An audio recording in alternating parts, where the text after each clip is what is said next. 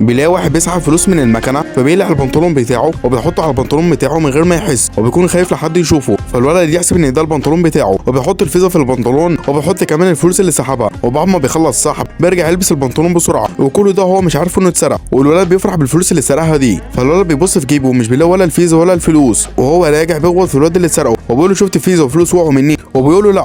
فبتشوف الفيزا بتاعته في البنطلون بتاعه، وهو بيعرف ان هو اللي حرامي، وبيفضلوا يتخانقوا مع بعض. وبيجي الظابط وبيقول في ايه، وبيقول ان ده حرامي وسرق الفيزا بتاعتي. وعشان يخليه يتاكد كمان ان الفيزا اللي معاه دي تبقى بتاعته، بيقول له على رقم السر. وهو الظابط بيروح يفتشه عشان يتاكد من كلامه، بس هو بيفتشوه نتيجه بست عجوزه بتقول له سيبه، ده مش حرامي والحرامي الحقيقي واقف قدامك اهو. وبتقول لهم على اللي حصل، وبتقول له انا ما كنتش عارف اسحب من المكنه ولقيته ماشي، فقلت له عايز اسحب فلوس من الفيزا دي وسالني على رقم السر. وبعد ما عرف رقم السر خد البطاقه وطلع يجري. وبيكون الولاد اللي سرقوه شايف كل حاجه، عشان كده حب يرجع لها حقها، وعرف ياخد كل قرش اتسحب من الفيزا. فاول ما بيتكشف بيحاول يهرب، بس البوليس بيمسكه بيقبض عليه، والست العجوزه بتشكره عشان رجع لها حقها. لو شايف ان الشاب عمل صح يبقى لازم تصلي على النبي.